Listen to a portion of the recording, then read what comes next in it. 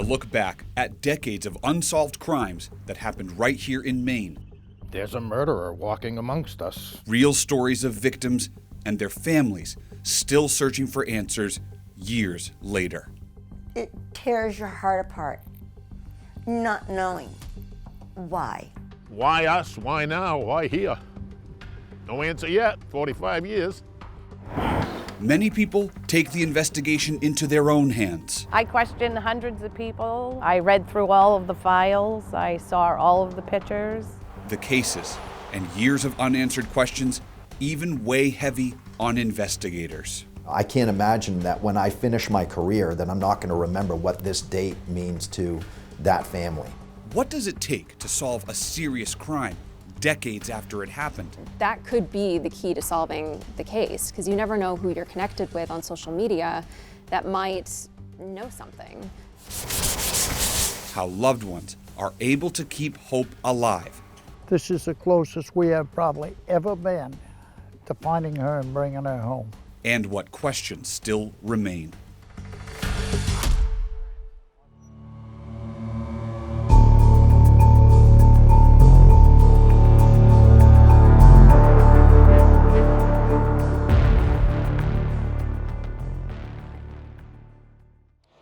Welcome to Maine's Unsolved on News Center Maine Plus. I'm Chris Costa. Over the next 30 minutes, we will highlight some of the highest profile and longest unsolved cases from all over the state. Our first case is in Portland. Scott Sampson was just 26 years old when he was found dead in the West End 34 years ago. Police are treating it as a homicide, but they say they cannot discuss the details in order to preserve the integrity of the investigation. Those details have never been publicly discussed. What we do know comes from the few documents that the Samson family has and their collective memories. 31 years, no witnesses, no cameras, no DNA, no fingerprints, no murder weapon. What do you go with? It's a torment. It tears your heart apart, not knowing why. It's incredibly difficult. You're interviewing folks that 30 years of their lives have gone by from when the incident happened. Somebody knows what happened to Scott Sampson, but no one's talking. Nobody stabs himself in the stomach in public. 32 years later, police have not made any arrests. I have the utmost sympathy for all of the families who have a loved one who was killed and we've not been able to bring resolution to it. You murdered somebody and they had kids, and now those kids have kids, and you're not going to do anything. You're not going to say anything. November 13th, 1990. Portland police thought they were headed to a fairly routine call in the city's West End. Standard night, they responded for somebody who was laid out on the sidewalk. There were bystanders who thought he was just intoxicated, and then when the officers got on scene, they called paramedics and soon discovered that he was deceased. Scott was dead.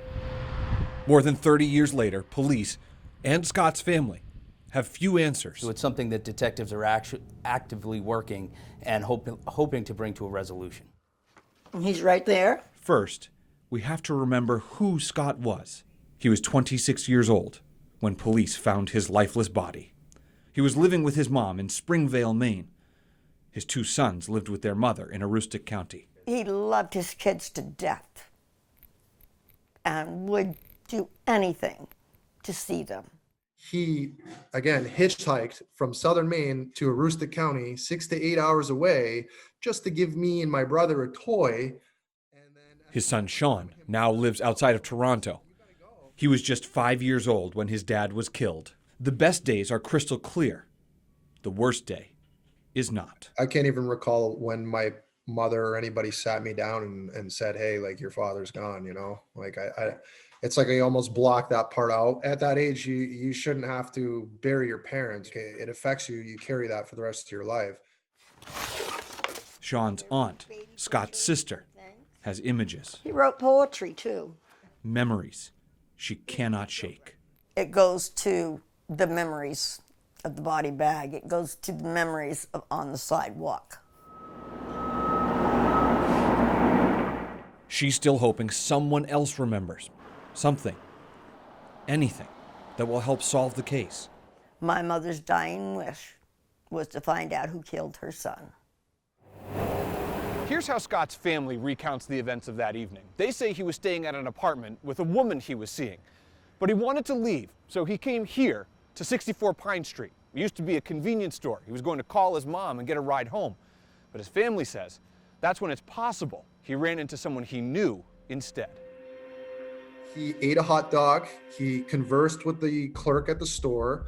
Apparently, when he went outside, from what the clerk said, he looked like he knew the individual that he was talking to. Who was that person? Did anyone else see them together? And what happened in the next 90 minutes before police found Scott's body? A police report says officers found him around 2 in the morning, laying on the ground with no pulse.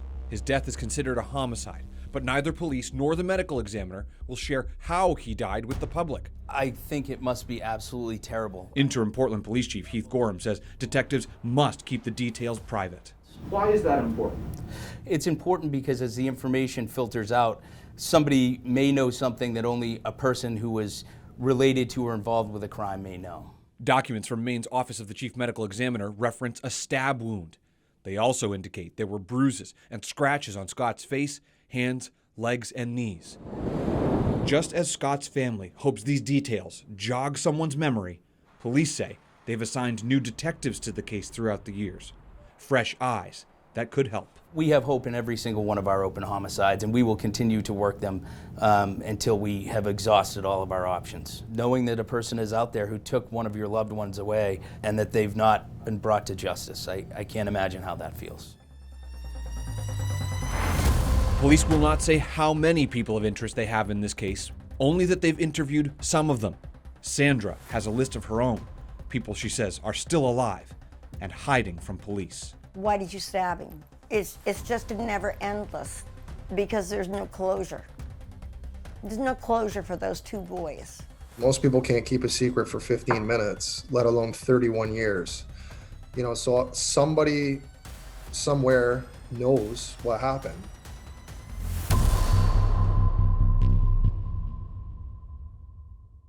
Portland is just one of 2 cities in the entire state where the local police investigate the homicides. The other city is Bangor.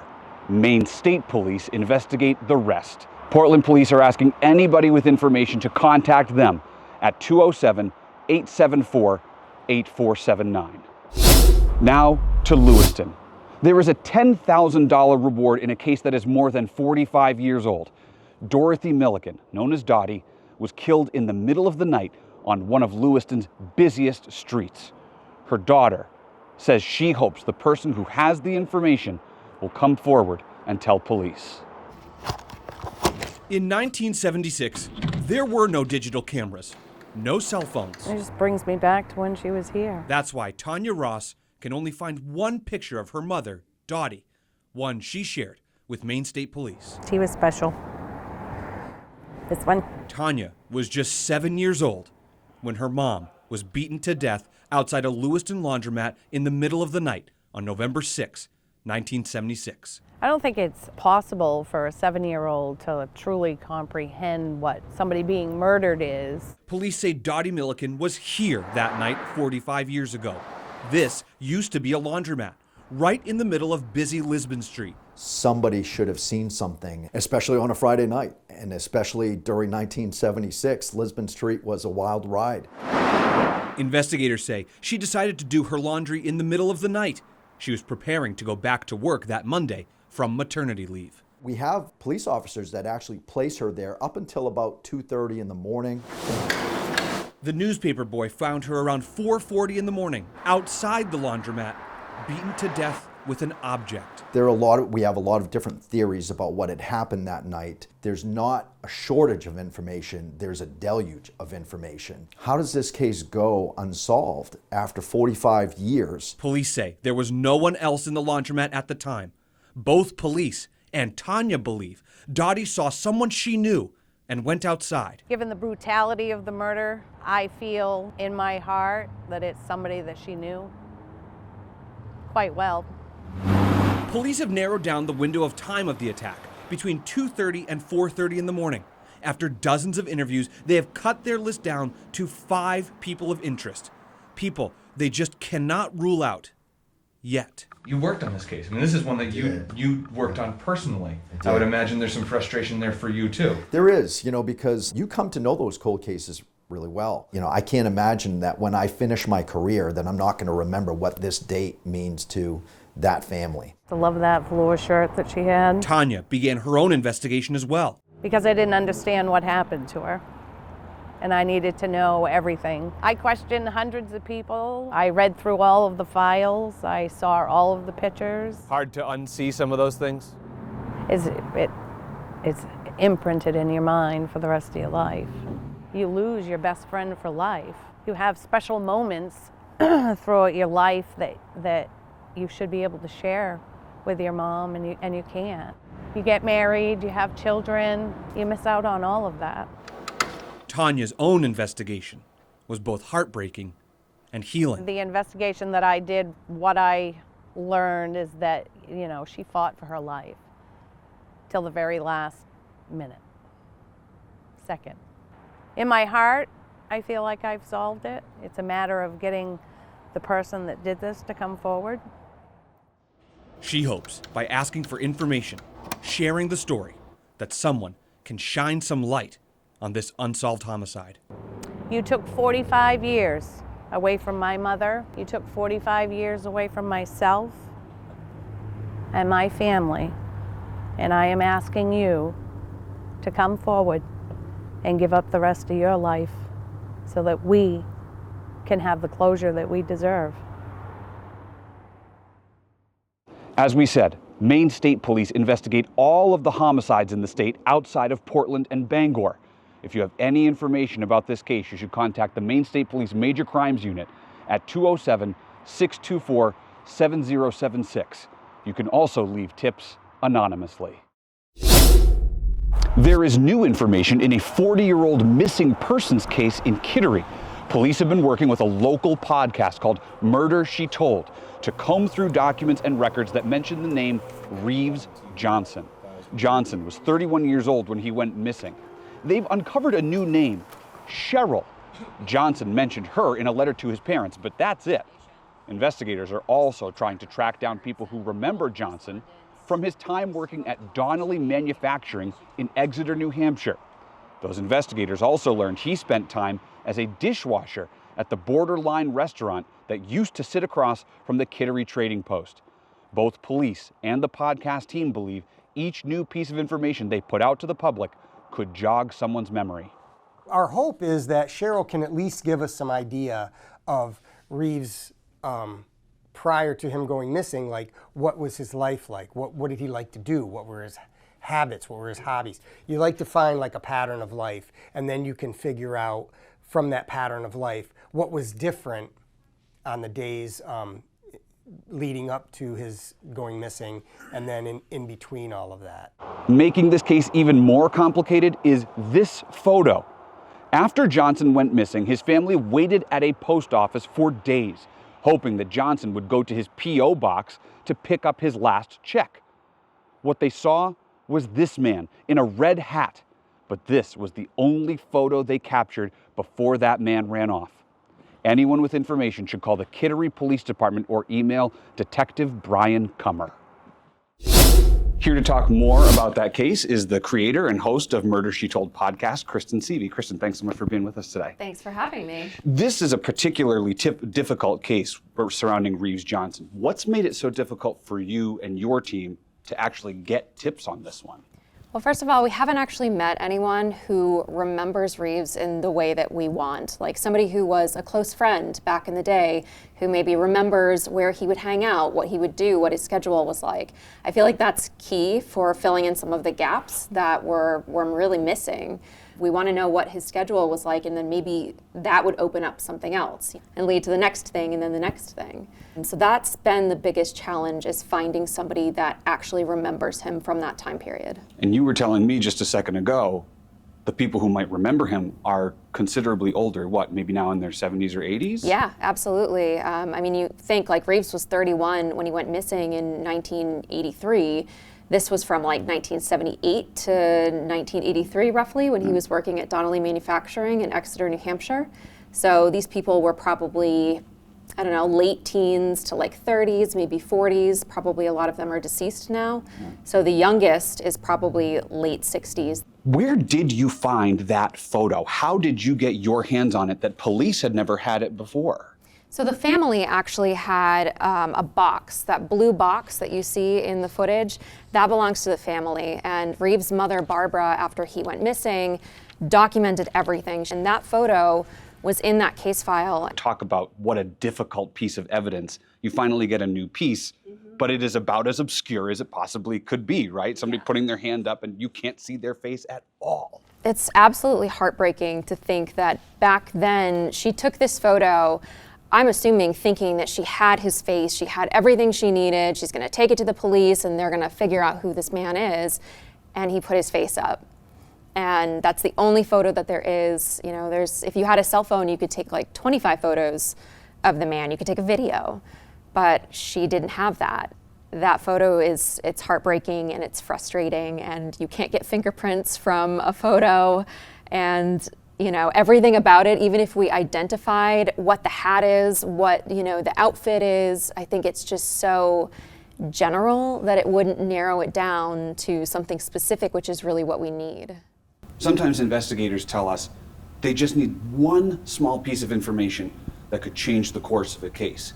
How many of those need just that one crucial piece of information to tip it into something where there could be justice served? Yeah, I mean, I don't know like what the police have behind the scenes on a lot of the cases, but I would guess that at least half of the cases that I'm working on that are unsolved need tips. You know, there's a lot of cases. I know that DNA is kind of king and everyone is really interested in DNA and genetic genealogy, and it's doing incredible things, but that's not going to solve every case. And if you look at the case list, even just on the Maine Unsolved homicide list, a lot of those cases need tips. And I think that people don't realize the information that they have sometimes, that they're just sitting on, that they might think doesn't really matter. What other challenges do you typically run into as you try to compile these really in-depth histories about a person's family, all the way up through whatever happened to them and to present day? I think a challenge individually with each case is making sure that the victim's voice is heard and that the family's voice is heard, and that it's not just this generic, they lit up a room. Like, I really want someone to listen to an episode and feel like the attention was paid to the person and the family at the center of the story, and that they maybe know them even just from listening to the episode.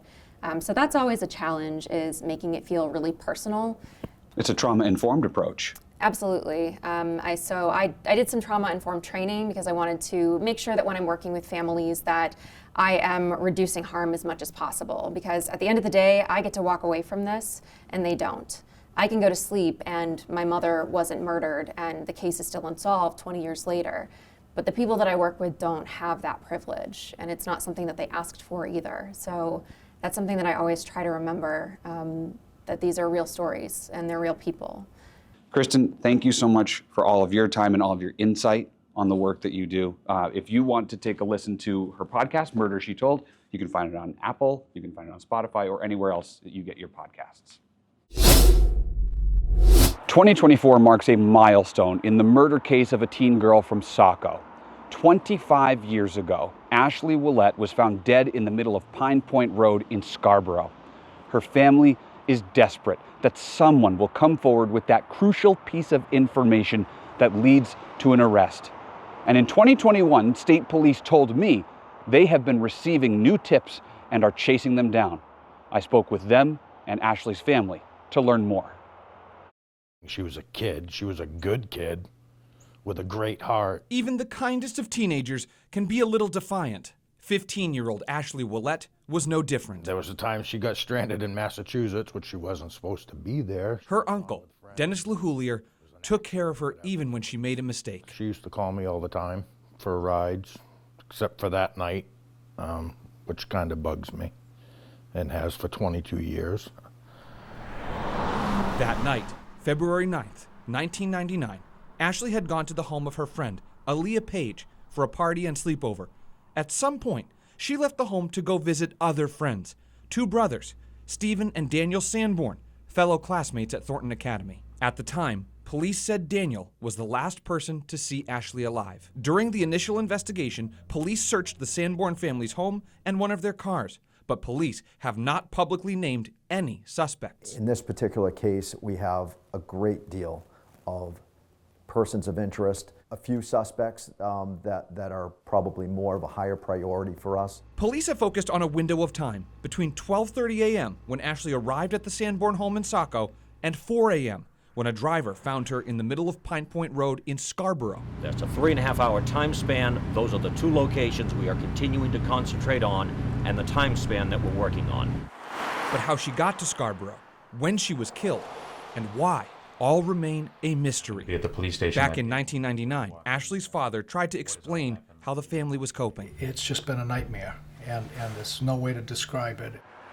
2 years after her murder, Ashley's father died of a heart attack, with no answers, only theories. But even then, he was asking the public to share what they knew about that evening. Out there, I appeal to everybody. If it's children, if you know anything, please come forward. 22 years later, the same plea, but with new urgency from the police and Ashley's family. And there's people out there that know what happened and say nothing.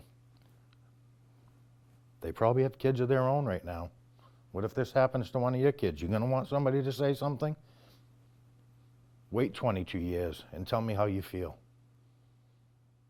In many cold cases, including Ashley's, detectives are using new technology to re-examine old evidence. One example is genealogy, using websites like Ancestry.com, where people have uploaded information about their family tree and, in some cases, submitted their own DNA. The Maine State Police Unsolved Homicide Unit is a team of 2 detectives, a forensic chemist, a family advocate, and a prosecutor from the Attorney General's office, who can come in to help not only the detectives, but the families.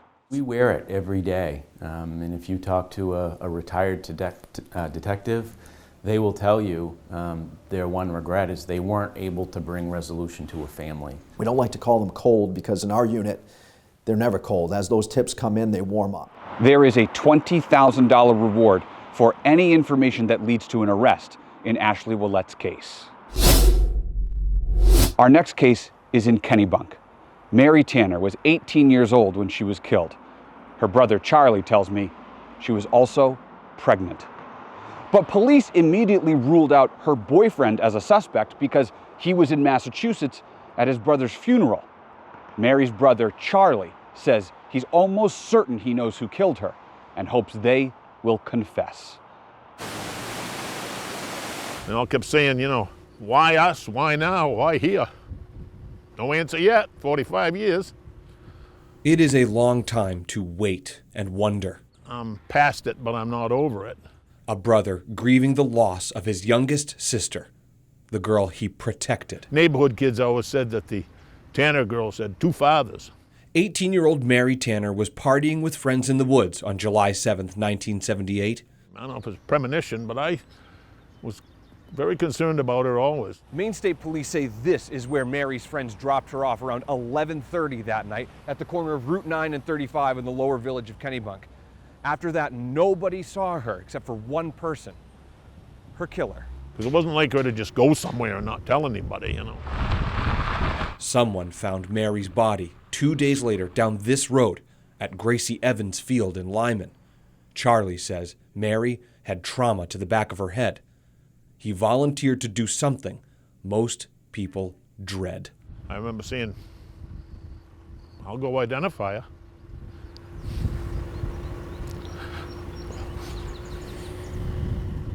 Said it wasn't necessary. They had already established who it was. So. His younger sister, his friend. Guess I'm not past it. What he is past is vengeance. Sure would like to see him arrested, but it's not going to bring her back. State police say they have interviewed several suspects in Mary Tanner's case. Our last case is out of Franklin County in western Maine. Kimberly Moreau disappeared from her hometown of Jay in 1986. her father, Richard, has been relentlessly chasing down every tip, including one that came in October of 2024 from a psychic medium. Police searched the area behind an old bowling alley in Jay. They found human remains, but investigators told Richard it was not Kim. Still, he holds on to hope for an end in this saga. But I've been waiting for 38 years. But I'm also looking at it this way. We now know that that is human. And at least we're going to have one family's going to get an answer. State police do consider Kim's disappearance suspicious. When I sat down with Richard at the 38-year mark, he told me he feels he's the closest he's ever been to finding out what happened to his daughter. This is her mother, her grandmother, her grandfather, and her aunt. Everyone knows where Kimberly Moreau's story ends. Only one person can answer how and when, and they're not telling. I need your help.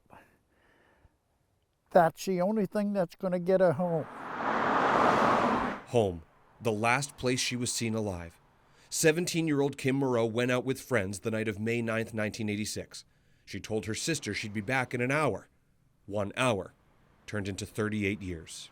Don't make us go another year. It's incredible how long this has been. Almost half of her father's life. I can accept that she's gone, but I can't accept she isn't here. At 82 years old, Richard Moreau knows his chapter We'll keep trying until we get her here. is coming to a close. There's my baby right here. This is where she's gonna be. I want to just bring her home.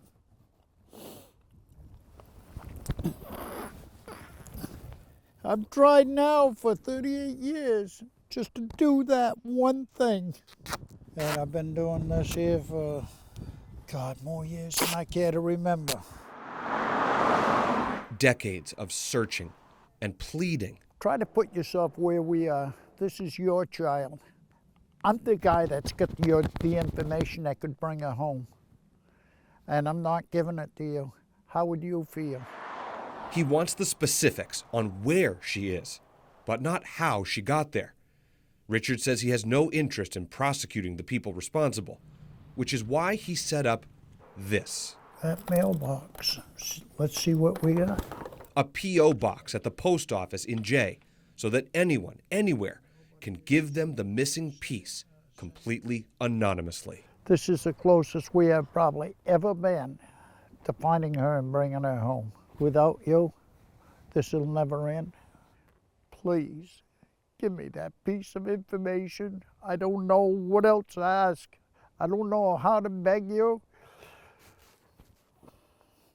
All I know is I've got to get her home. State police tell us this is an active investigation, and a few years ago they said they were focusing on a small group of people of interest. There is also a $10,000 reward in this case for any information that leads to Kim's remains. Again, if you have any information on Kim's case or any other unsolved murder or missing persons case, you should contact the Maine State Police Major Crimes Unit at 207-624-7076. Our hope is that by sharing these stories, someone will go to investigators with the tip they need to solve these cases and help these families start to heal. Thank you for watching Maine's Unsolved on News Center Maine Plus.